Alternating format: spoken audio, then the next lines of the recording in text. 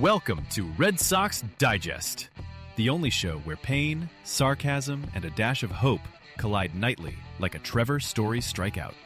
We cover every loss, every meltdown, and yes, even the rare win, with brutally honest takes and zero front office fluff. Subscribe today at RedSoxDigest.com or risk being left out in the cold like a home game in April. And now, here's the crew at Red Sox Digest. Good evening, sports fans, and welcome to another adrenaline-fueled episode of Red Sox Digest Live. The Boston Red Sox come back to steal a win against the Tampa Bay Rays 4-3 and set their season record now to 50 wins and 45 losses. I'm your host for the evening, Jim Dalfino, and tonight we've got the dynamic duo, hailing straight from the soggy streets of Boston, the man who thinks Fenway is his living room. Give it up for Nick Face. And joining us all the way from the land of perpetual humidity and questionable diet choices, Florida's sunburnt savant, Nick Diamond. Gentlemen, how are you tonight? Honestly, cheers to all of you. Fantastic. Massive win, coming back in the little seventh inning, massive win. Fantastic tonight. Totally surprised by that win. Down 3-1, entering the seventh inning. The Red Sox get a little drama late night. Marcello gets that double to start everything going with runners on, and then Rafaela with that two-run single. Nick Diamond, I'll start with you. Break it down for us. What's your thoughts on this game, and where do we go from here for the rest of the series? I'll be honest with you guys. Coming into this game with Walker Buehler starting, I was not optimistic. I thought this was a loss. Taj Bradley has carved us up in the past, and I thought this was a loss. But the Rays did a boneheaded play here and took Taj Bradley out in the sixth inning at 86 pitches.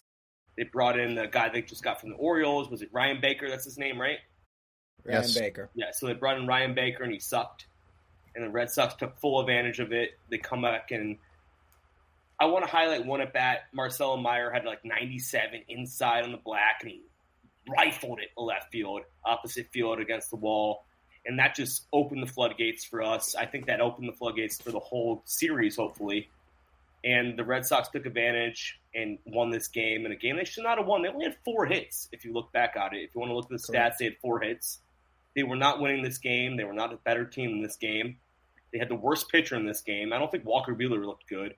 And I saw a lot of people praising him on Twitter tonight, going 6 innings, 3 runs, 2 strikeouts. He had a couple walks, but his mechanics looked bad. His pitch mix looked bad. His location looked bad.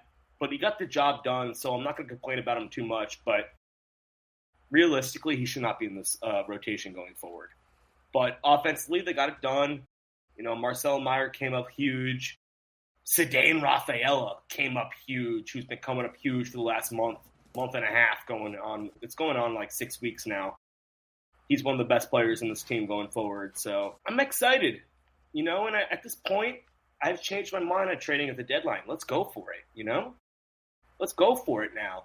You're 5 games above 500. You still have 3 against the Rays. If you win 2 more games, that's 6. You know, like you're in a totally different spot than you were 2 weeks ago. Totally agree with you. You know, you're going to look at the box score, you know, anybody that goes online and didn't watch this game, and they're going to see Walker Buehler, 6 innings, 3 earned runs, 5 hits, and they're going to say, wow, you know, it was a quality start. And the reality is it wasn't that great. I mean, he didn't look sharp. He was, you know, Nick Diamond, you mentioned it in our post, how he was kind of like, His delivery was really off. Looking at the ground, it looked really sloppy. Nick Face, what's your reaction to Buehler in tonight's game? If you see my little pen and paper right here, I'm just finishing my thank you note for my star of the game tonight. That was manager Kevin Cash from the Rays for that gift of pulling Bradley. It was stunning. He was rolling. And then our gift that came from the Orioles, Baker comes in, walks, and then we get some big hits from Meyer. And then, of course, the big blow tonight, the Ceddanne Rafaela 2-run single. I mean, it was not scripted this way whatsoever. We all were here last night talking about how we're going to get through a Walker Buehler start. We expected this to be a disaster tonight. It had its ups and downs. It's one of those things in baseball where when you go 5 or 6 innings and it's 3 runs or less, it qualifies as a quality start. And Walker Buehler has a quality start. It wasn't pretty. When that home run was hit, was that the 2nd or 3rd inning tonight? I already started saying to myself, here we go. Here we go. It's going to be one of those nights. And I could tell right away early on the bats were going to struggle against a much superior team, the Rays. Let's be honest here. Washington and, of course, the Rockies, they can't hold a candle to the Rays. The Red Sox got lucky tonight, too. It was clutch performances from some of our younger guys getting the job done. And I think the biggest hit here, obviously with Rafaela, but Marcello Meyer getting that big hit to get everything started here better be the hit that keeps him up here in the major leagues. We talked about it last night here together about what's going to happen when Bregman comes back. I want Meyer to stay. Nick Diamond, you said it right away. The glove is perfect. I completely agree with you. He is so far superior to David Hamilton. If David Hamilton stays on this roster and Marcello Meyer goes down to Worcester, I hope fans get really upset. I really do. And I hope that there's some rage and I hope that there's anger amongst fans because Marcello Meyer deserves to be in the major leagues. And I said last night, I would much prefer him as my starting shortstop right now. And I would fly Trevor Story off to the next planet in the sun. I don't care. I'd rather Marcello Meyer as my shortstop. But we got to win here tonight. We're not going to get swept, guys. That was our big fear last night. We're not going to get swept. I know we got 3 more games to go. We need 1 more to feel okay about this. And anything else there, I'm as happy as a clam. You know, Cheers I look to at the Sox tonight. I look at this Rays lineup, and I mean, I don't know if it's just me because I've been watching baseball for so long, but I look at some of these names, and outside of Yandy Diaz, you know, I know Caminero is I think he's a rookie, but I mean, everybody else is just a bunch of guys, and it doesn't impress me. You know, the team in the lineup doesn't impress me. Uh-oh. Nick, go ahead. David Hamilton sent down right now. Alex Bregman back. Oh, all right, break it down for us. Hallelujah. Okay, see this? David Hamilton sent down the minor leagues. So that means Bregman, right? They picked the right guy. Yeah. They picked the right guy. Yep, all right. It's a big deal to me. I was a little nervous when Cora started talking about thing. this today. He was his first. Cal was the first chat. I looked it up. Chris Cotillo had it on about 5 minutes ago, so he's right. Yeah, Cotillo was the one. Okay. I'm also seeing, too, Christopher Smith is announcing that Isaiah Campbell was optioned to Worcester. Not that that's a big loss. But both of them. So, yeah, you got to wonder where. Are you sure Isaiah Campbell isn't going back to Lowell? He should be probably going back to, yeah, I know. Unbelievable. I mean, that guy. When I saw him pitching yesterday, I'm like, this is a joke. But yeah, so that's interesting. So obviously, what does that mean? That means that Mayer's going to be staying, right? I think he should. I've been clamoring on Twitter for the last week. Anytime that he has been, being platooned, against left-handed pitching, I hate it. I've said it 1,000 times. The kid needs to play every day. He needs to play against left-handed pitching. How do you expect him to get good against left-handed pitching if you're not letting him pitch, hit against left-handed pitching? It's just ridiculous. Nick Diamond, go ahead. You know what? That swing tonight he had against the 90s was impressive. He opened the floodgates. I said that again. Yep. But you know what? I want him playing shortstop every night. I don't think it'll happen. Trevor Story's been playing out of his mind the last month and a half.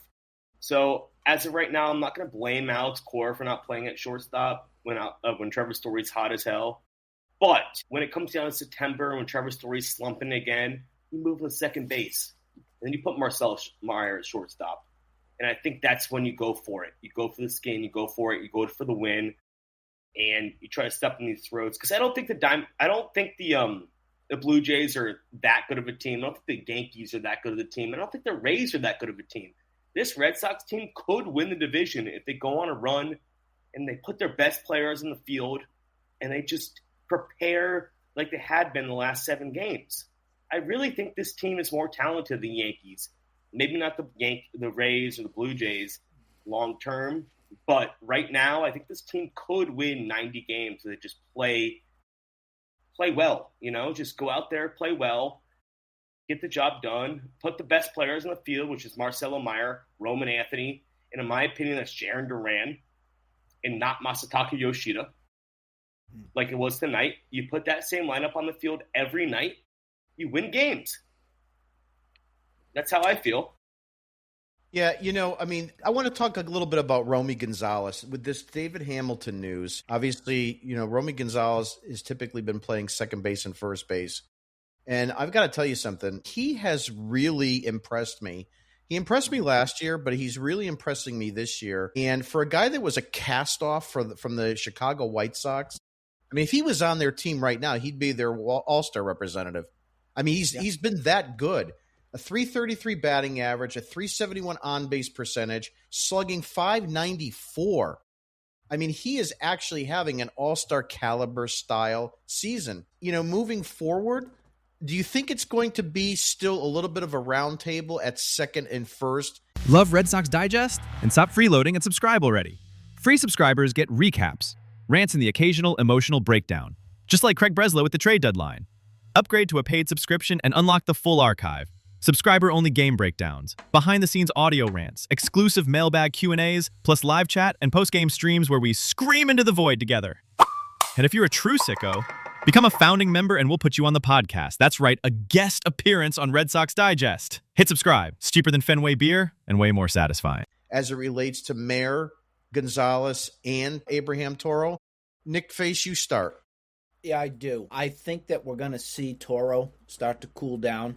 I like the story. I like everything that he's done, but I just don't think over the long haul of this season, we're going to see Toro become what he is right now. We're already starting to see a little bit of the kind of coming back to earth a little bit. For Romy Gonzalez, I think the biggest question here is he's now showing, I believe it was last night, we had a righty go. I know it's the Rockies and everything, but he's hitting righties as well too.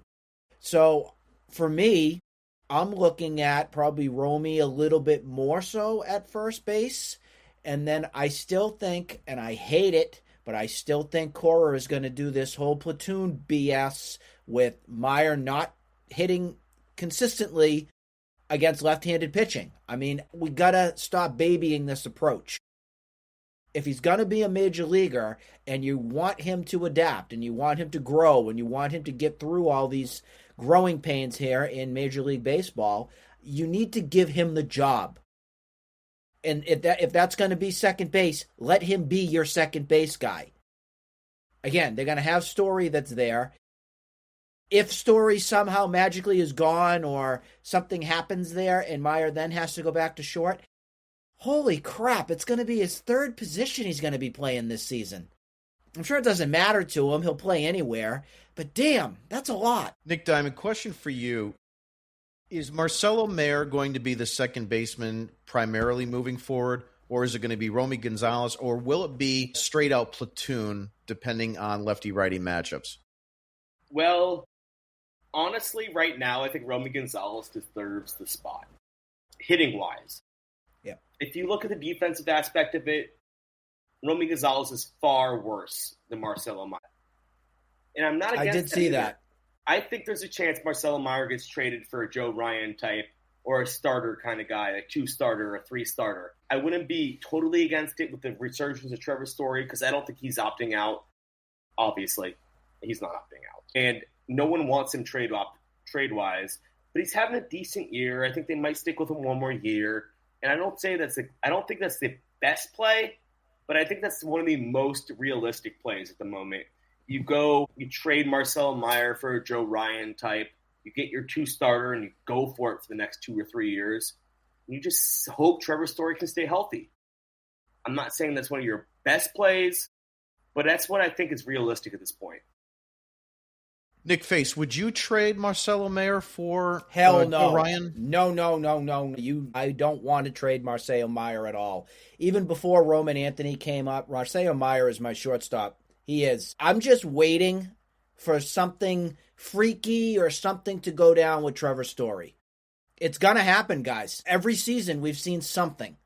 So if you go and trade Marcello Mayer, you're screwed because then you're not going to have anything.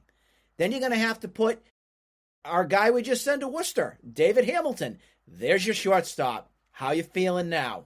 So as much as Joe Ryan could be that guy to be your number 2, I can't package Marcello Mayer to go unless this is some bona fide, legit stud guy that helps improve this team. I am very high on Marcello Mayer. I'm highest, of course, on Roman Anthony, just from the results on what we've seen. But I do feel this team is way better for now and into the future by keeping Marcello Mayer.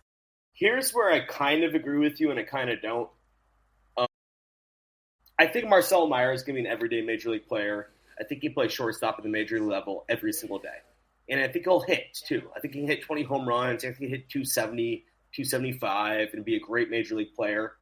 But I'm also super high on a Joe Ryan type of guy. There's not many starting pitchers who are available at this deadline. If you look at the pitchers available, it's Aroldis Chapman, Ryan Helsley, Emmanuel Clase, and Joanne Duran from the Twins. And there's not many starting pitchers. It's like Mitch Keller, Joe Ryan, who might be available, and that's about it. There's not much. Maybe there's a Paul Skeens rumor, which would involve Roman Anthony, which I'm not giving up. At this point, I'm not giving up Roman Anthony for Paul Skeens, and I would love Paul Skeens on my team. I'm just going to be honest and realistic here. Paul Skeens is not getting traded at this deadline, so it's a guy like Joe Ryan, it's a guy like Mitch Keller, and I think you get Mitch Keller for less than Marcello Mayer, but I don't think you can get Joe Ryan for less than Marcello Mayer. At this point, he has 2.5 years of control.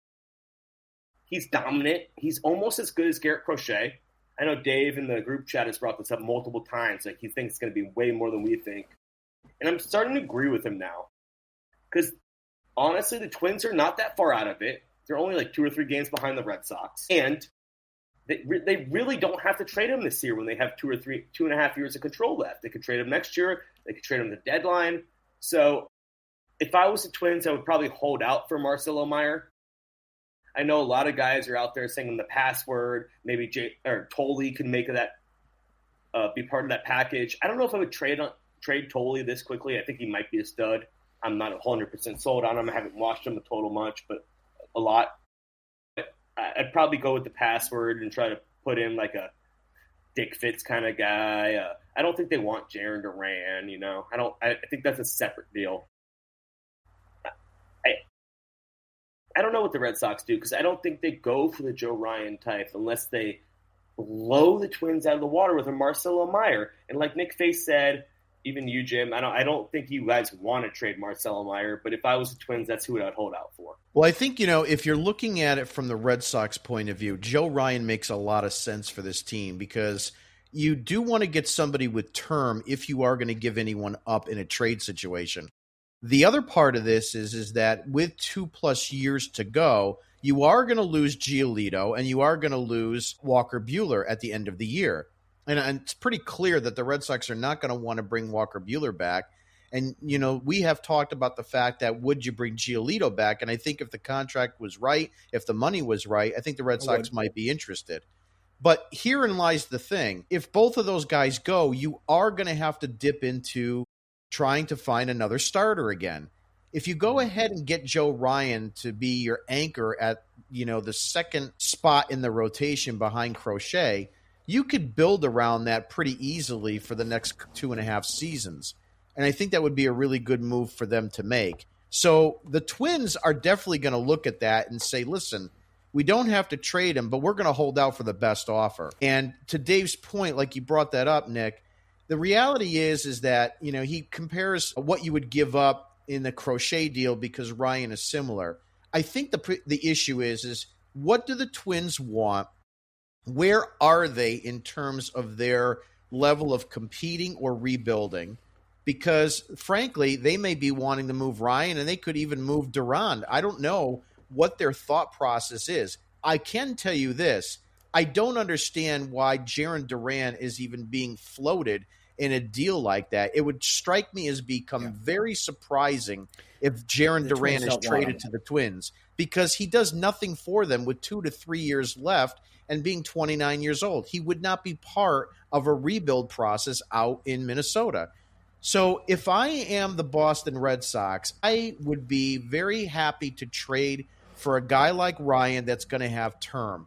Would I give up a top talent like one of the prospects we have? Right now, you could probably convince me to give up Christian Campbell. You probably could. That's the name I was going. That's why I did this. That's who I was going to mention. That's a name I would include. And if I have to, add a little bit more sweetness to the pot, to Nick Diamond's point, if I'm going to add in Hunter Dobbins, or I'm going to add in Richard Fitz, or I'm going to put in the password Joe Exton Garcia, I will do that because I think that highly of Joe Ryan. And at least for this season, if you're going to give me Garrett Crochet, Joe Ryan, Lucas Giolito, and Brian Bayo as my top 4, I will argue with you till the cows come home that is as good of a rotation in all the American League. Nick Face, your reactions to my comments. I had my thing up like this, and I was going to say, what would you guys do if Marcelo Meyer was saying we were off the table, but the option of a Christian Campbell would be there with a password, with the Dobbins, with the Fitz, something like that to sweeten the pot? I'm all for it. I say you go and do that. And this isn't because I don't like Christian Campbell. That has nothing to do with that. I am just left with so many question marks with him on what is his position. What is he going to do on this team? I'm left right now not knowing where he plays. And I don't know what you guys feel. He doesn't have a natural position. And I don't know where he's going to play if he comes back up. I don't know. Nick Diamond, your thoughts on that trade option? If you want me to be honest, I think Christian Campbell has less value than Marcelo Meyer at the moment, just because he's been extended. Oh, absolutely. And he's been the worst player in the major leagues, at least recently. Maybe not when he first get called up in April. He was killing it in April. But right now, recency bias, I would take Marcelo Meyer every day. And if I was the Twins, I would 100% shop Ryan to everybody. And I think you could get more. I think if you trade him to the Phillies, you get Andrew Painter. I think if you trade him to a team like the Yankees, I think the Red Sox probably have the better farm system, but they might get like a Lombard and their top 2 prospects in that trade. I don't know. It seems how the Yankees are. If they're super desperate, they might go for it. I don't know. But to me, Joe Ryan is the perfect number 2 guy. He strikes at everybody. He throws strikes. Look at his whip. He doesn't walk anybody. And that's one of my biggest pet peeves. Throw the ball over the plate and don't give up free passes. And that's what Joe Ryan does. And that's why I want him so badly. So, in my opinion, I would probably give up whatever they wanted if it doesn't start with Roman Anthony and just go for it. If you can keep Aroldis Chapman, you can keep Jarren Duran, because they don't want Jarren Duran. They're going to rebuild, in my opinion.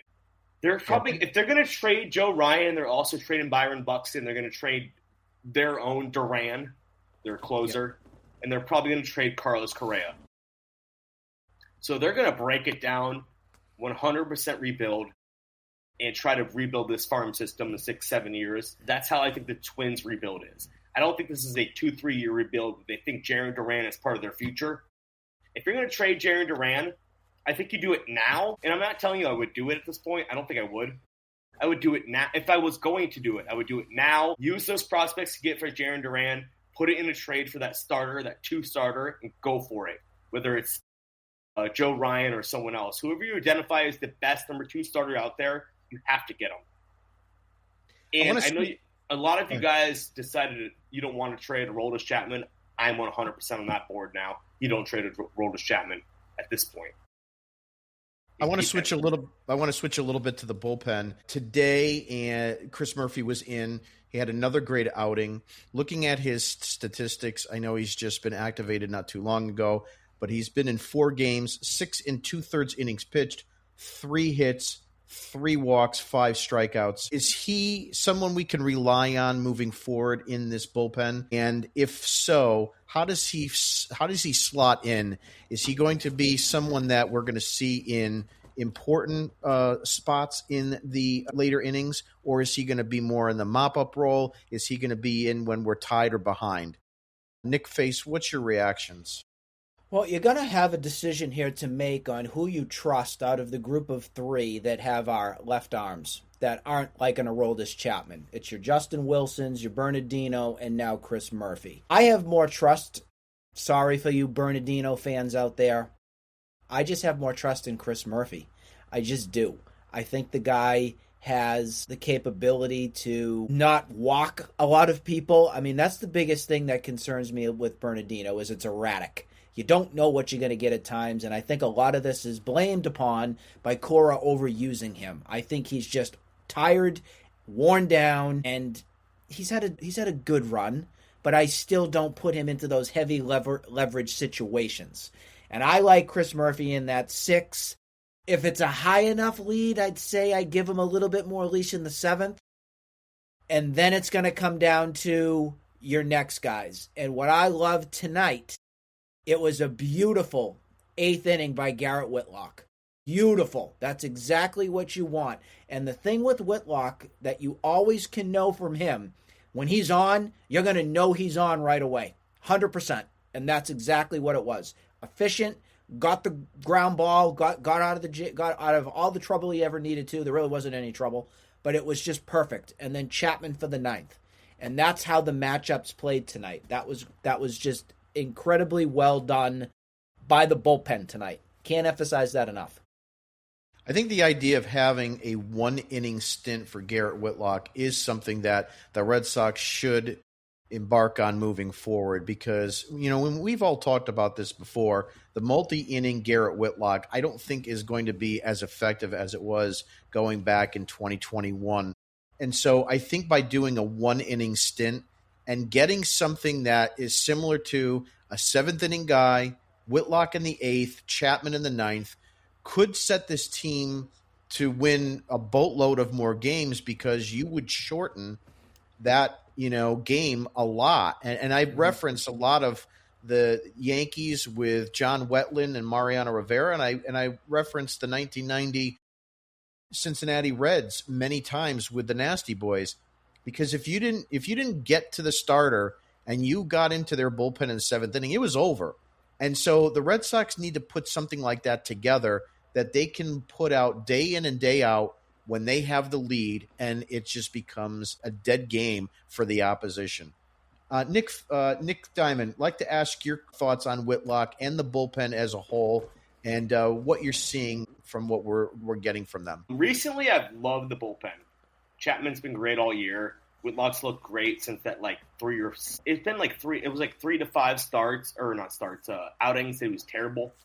And since then, he's been great. A couple things here, I would love to get one more dominant guy in the back end, And at this point, I don't want to trade Chapman. Is Jordan Hicks that guy? No, he's not. No. No. At one point I thought he might have been, but I thought that first outing he looked great. The last 3 outings, he's looked bad. So I would like to add one more reliever who's decent, maybe like a 7th-inning guy. I don't know who's out there at this point, but anybody. But I don't know. I think the team is there. They're good enough to maybe get to the postseason, but I need that starter. I want the starter more than reliever, if I'm being honest. Because I think you can move a guy like Hunter Dobbins to the bullpen, and he could be good. Mm-hmm. If he's your 5th starter and he's your going into the bullpen as a 7th-inning guy, I think he could play up. He might be able to throw 97, 98 in the bullpen where he's throwing 94, 95 as a starter. And he could be a good 7th-inning guy. So if you really want to go that way, I would go for the higher upside starter. And then if you're out of prospects, which I don't think the Red Sox ever will be out of prospects this season. But if Breslow's like, I'm out of prospects, I don't want to give these guys, you move Hunter Dobbins to bullpen. You move Dick Fitz to the bullpen if he's not moved. You can move any of these guys to the pen if you go get this. Love Red Sox Digest? And stop freeloading and subscribe already. Free subscribers get recaps, rants, and the occasional emotional breakdown, just like Craig Breslow with the trade deadline. Upgrade to a paid subscription and unlock the full archive. Subscriber-only game breakdowns, behind-the-scenes audio rants, exclusive mailbag Q&As, plus live chat and post-game streams where we scream into the void together. And if you're a true sicko, become a founding member and we'll put you on the podcast. That's right, a guest appearance on Red Sox Digest. Hit subscribe. It's cheaper than Fenway beer and way more satisfying. Starter. So that's where I would prioritize my deadline moves, would be the starting rotation. And it would be a high-end starting rotation. It would be the 2 guy. Because Crochet's 1, you need a 2 guy. I think Bayo and Giolito are perfect 3 and 4 guys. And then in the 5th guy, you don't even have to pitch in the playoffs to get there. He's not pitching in the playoffs. So at that point, I think you have a great rotation. And if you can push a Dobbins, you can push a Dick Fitz into the bullpen and he succeeds. I think that's a better deadline than going to get 6 relievers like they did last year who all sucked. Oh, there's no question. I think it's a front end of the rotation starter or nothing, because I don't need another 4th starter. I don't need another 5th starter. What you do is you go out and you get a Ryan type of guy that's going to be a front end starter. You push everybody else down that rung. Aroldis Chapman. So one inning. Sure, go ahead. 2 names that we haven't talked about because they're injured and we still really don't know what's up, but could help this team down the stretch. Justin Slayton, I don't know what's going on. We haven't heard anything, but that could be somebody that does boost the pen. If you don't have any news on Justin I agree, Slayton, Nick, it is. I agree it is. I'm just saying their names, but that's the Red Sox MO. Remember that. That's their MO, what they do. Don't you worry, this one's coming back. And the other one that is going to get a rage out of you guys from even mentioning his name, but Tanner Houck is due. That's even Tanner worse. Houck is due. He's due Okay. up. So, but you know what? For me, if that's going to be your 5 guy, I'm okay with that. It's got to be better than Buehler. And Buehler survived 5 innings tonight, or 6 innings tonight? 6 innings, with 3 runs. I don't know, but I think I'd rather Tanner Houck in my bullpen. That's just how I feel right now. I know Tanner Houck looked great in his last outing in was it Double-A? But so did Peyton Tolley. So did so many other guys. So did Hunter Dobbins. Like, at this point, I'd rather go with Hunter Dobbins. I'd rather go with Peyton Tolley. I don't think Slayton alive. I don't think Justin Slayton's alive. I really don't. I don't think he I love pitches that. again this season. I just really saw that don't at the think bottom. he pitches again this season. I just saw That's it too. great. But if the Red Sox have not given an update on him, it's been crickets. Earliest, you know? It's been crickets. We haven't heard a thing, and I kind he of definitely agree. helps It's lengthen the earliest. bullpen. He lengthens it, but it's a matter of being so injured. Yeah. It's extremely strange, because obviously we've heard about Cutter Crawford, breaking this, hurting that. And so, he had season-ending surgery. But, you don't hear anything on Justin Slayton, and it's really bizarre as far as I'm concerned. Just kind of switching up a little bit, but just staying with the bullpen. Aroldis Chapman. So he closed out tonight's ball game, 1 inning pitched, 1 hit, 2 strikeouts, 15 pitches, 10 for strikes, lowered his ERA to 1.22. He is the best closer in all of baseball this season, or am I off my rocker? Nick Face, you first. You're right on your rocker, and that is my guy. You do not touch him. Do not. If Breslow goes out and trades him, I will be furious, because that means you are done. The bullpen that means you've given up. Your season's done. The flags have been waved. The only way that you trade Chapman is if you're getting some MVP, bona fide, ace pitcher, stud. That's it. And I don't want to hear you're going to trade Chapman and load up on this prospect, and we're going to replace him with, the Minnesota Twins closer or the Padres closer or whatnot. No. This guy has been a freak this season. And this has been a guy, I think, Nick, you've wanted him for a long time. Jim, you've wanted him for a long time. Of course he came with baggage. Of course he did. He's a freak. It's what he is. But when it comes to talent, he's been outstanding. And what I like about the talent from him And what I mean by freak is he is athletic as athletic can be. This is not a Kenley Jensen bare belly hanging out on the mound type whatsoever. This guy is a stud, and he is in the best shape of his life.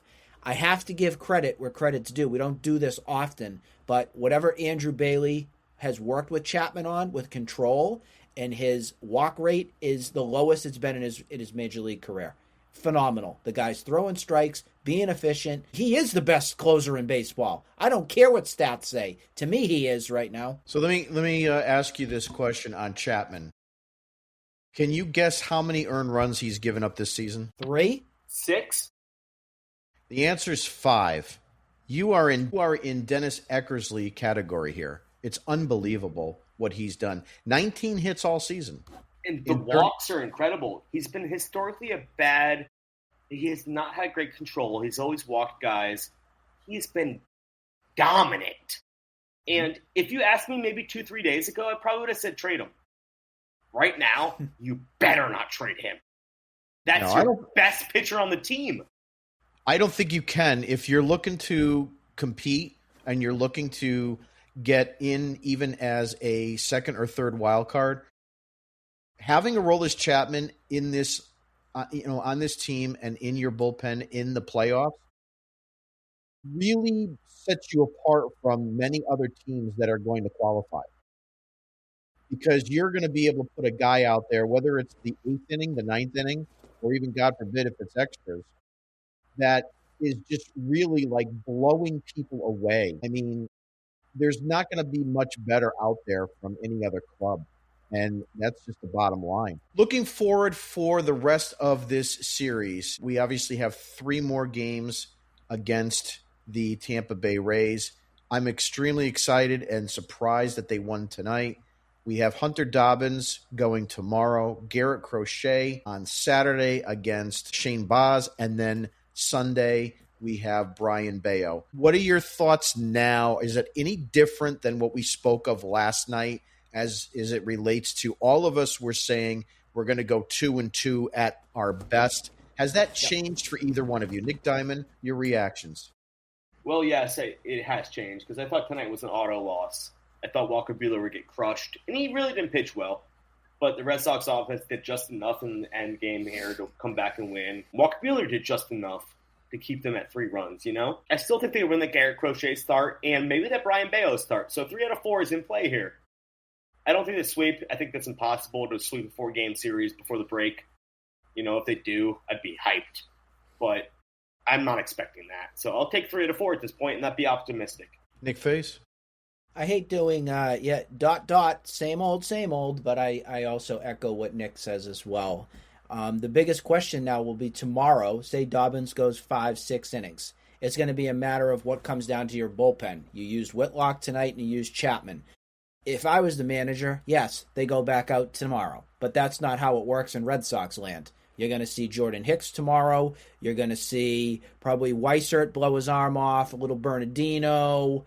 That's going to be your little secret recipe there tomorrow. So it's going to be a matter of, if it's a close one, say Dobbins gives you 6 innings, gives up 3 runs, it's a 3-1 game.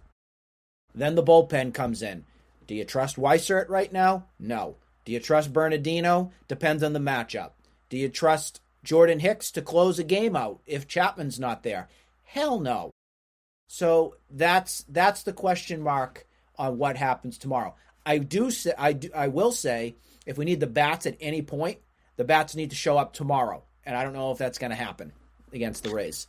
So that's going to be the biggest challenge for that one. So I look at that most likely as the loss. But I still feel good about Crochet, and I feel good about Bayo.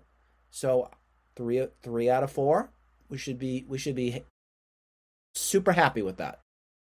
I'm going to go 3 out of 4 as well. Tomorrow's game is really going to be one of those that, to your point, Nick Face, is going to be, I think that Dobbins could probably pitch a quality start.